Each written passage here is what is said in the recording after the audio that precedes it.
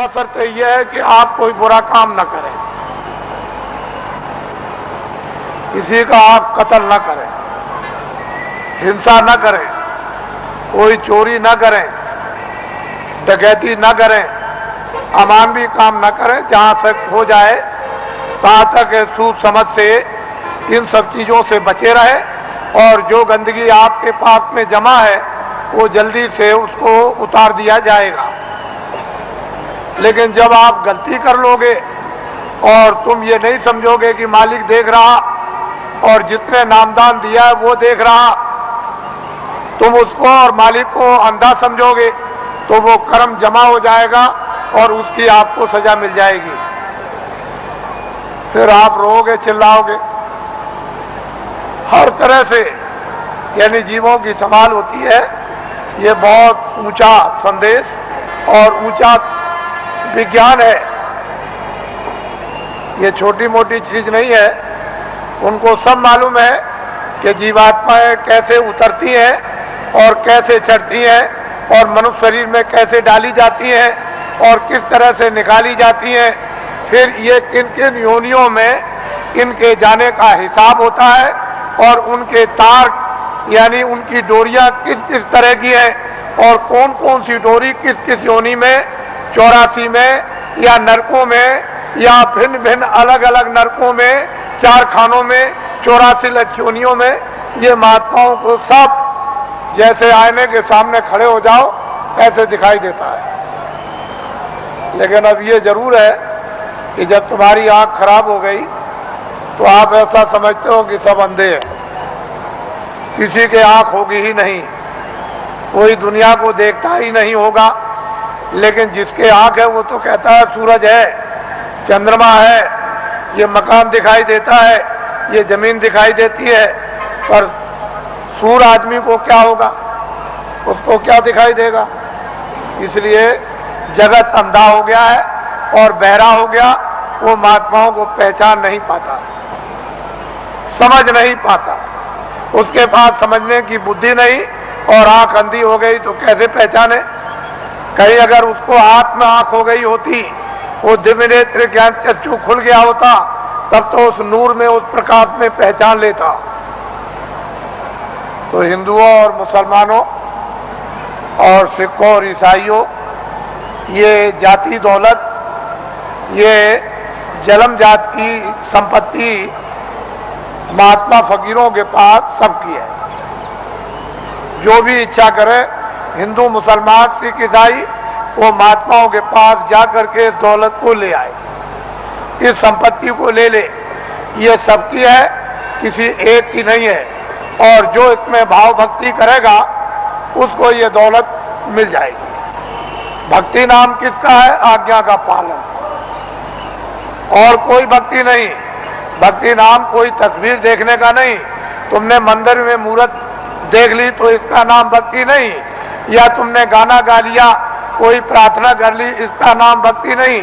जो महापुरुष आदेश दे उसका तुम पालन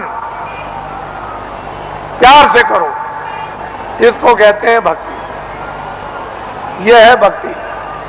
हमने राम को नहीं देखा, हमने कृष्ण को नहीं देखा, हमने तुलसीदास को नहीं देखा, हमने मोहम्मद साहब को नहीं देखा, हमने ईसा मसीह को नहीं देखा, हमने पैगंबरों को नहीं देखा, हमने योगियों को नहीं देखा, ऋषि मुनियों को नहीं देखा, तो आप किसका पालन करोगे?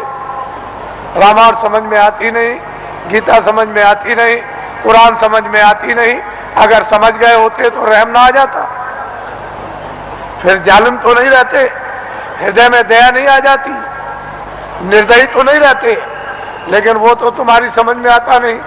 तो भक्ति नाम है आदेश का पालन। जो आदेश का पालन कर लेगा वो तो महात्मा बड़े दूर के देखने वाले होते हैं। वो धीरे धीरे धीरे धीरे धीरे धीरे चारों तरफ से जाल डालकर और ऐसा तुमको फंसा लेंगे। पहले कुछ नहीं बोलेंगे, धीरे से फिर फंसा लेंगे, और जब शिकंजे में आ गए तब फिर ठीक करेंगे। वो बड़े होशियार होते हैं। वो इस तरह से ठीक करते हैं जैसे एक भृंगी एक झींगुर को पकड़ते ही फौरन उसने मूंछ काट डाली बिल्कुल, और टांग काट दी, उसके पर को काट दिया और बिल्कुल उसको संपुट कर दिया कि अब ना उठ सकता है न चल सकता, बिल्कुल करके बराबर कर दिया उसको एकदम, और उसको पकड़ लिया और ले गया और छेद पर अंदर की तरफ सुराख में बैठा दिया और दरवाजे पर बैठ करके भृंगी बस फिर आवाज देता है 24 घंटे। जब उसने भृंगी ने आवाज दिया 24 घंटे के अंदर, तो उसने अपनी सारी शक्ति को झिंगुर में भर दिया, तो पर भी जमे आए, उसके पैर भी जमे आए, उसकी मूछें भी जमे आई, और बस 24 घंटे के बाद जो निकला तो फौरन उसने दूसरे को पकड़ा और उसको संपुट कर दिया। तो महात्मा बड़े होशियार होते हैं, तुमको नहीं मालूम कि वो कैसे पकड़ते हैं, आपको कुछ नहीं पता, जानते ही नहीं हो। इसलिए आप ये मत समझो ये सूखा सत्संग नहीं है। आपने कल देखा अपनी आंखों से कि 4 बजे से लाइन लग गई और सारी रात जाड़े में बैठे रहे, तो आपको ये जानना चाहिए कि सारी रात जगह एक तपस्या की, ऊपर से सर्दी थी और लाइन में धीरे धीरे बैठ करके खिसके हैं, धीरे धीरे आए और लाइन अभी तक लगी हुई है। अगर इसको देख करके तुमको अगर कुछ भी देश का और तुमको धर्म का और अध्यात्मवाद का और मोहब्बत प्यार और महात्मा फकीरों और सेवकों का अगर अनुभव नहीं होता है तो तुम्हारी बुद्धि जानवरों से भी गई गुजरी। फिर तो मैं ये कहूंगा कि जानवर ही अच्छे, आदमी अच्छा नहीं। इस दृश्य को आप देखिए, इस दृश्य को वैसे मेरे पास ऐसा रास्ता है कि मैं 4 ही घंटे में इसको निपटा दूं, लेकिन मैं ये दिखाना चाहता हूं कि देवियां कैसी बैठी हैं, कतार लगाकर, पुरुष कैसे बैठे कतार लगाकर क्या इंतजारी कर रहे हैं और इस ठंडी में किस तरह से तपस्या कर रहे बैठे हुए हैं, ये आपको दिखाना चाहते हैं। ये महात्माओं का गोपनीय राज है। ये राज और रहस्य कुछ दिनों के बाद आपकी समझ में आएगा, अभी तो नहीं आ सकता।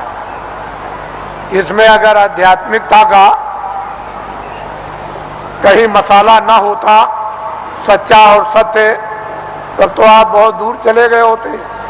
ये तो असली चीज है और वही सबको घूम फिर करके उसी जगह पर आ जाना, आएंगे वही। वो रास्ता एक दिया जा रहा, अभी रास्ता और रास्तों के स्रोत अभी खोल दिए जाते हैं, तो चारों तरफ गली पूछे से और फौरन पगडंडी और सड़कों पर आकर और फौरन आ जाएंगे बिल्कुल। फिर आप देखिएगा इस दृश्य को, तो आप ऐसा मत समझो वो कहते तो कुछ नहीं है।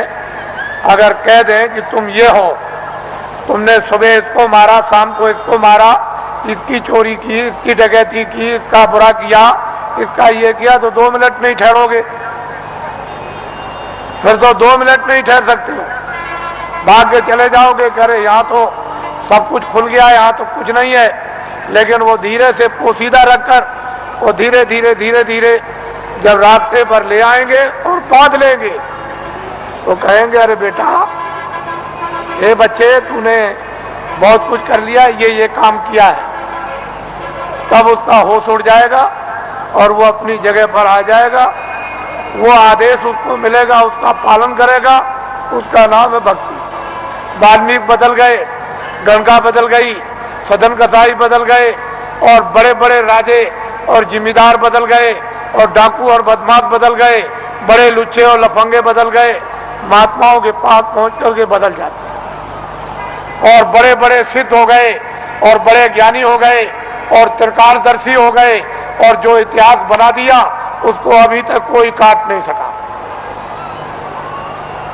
उन्होंने लिख दिया मैं सबसे बुरा था, मैं सबसे पापी था, मैं सबसे गुनाहगार था और सब कुछ चिल्लाकर उन्होंने किताबों में ढंढोरा पीट दिया। लेकिन यह है कि जिस महापुरुष के चरणों में गए उन्होंने उस सबको क्षमा कर दिया। उसके बाद में मसाला है, जड़ी है, औषधि है, बूटी है, उसको लगा करके और सबको धो डाला।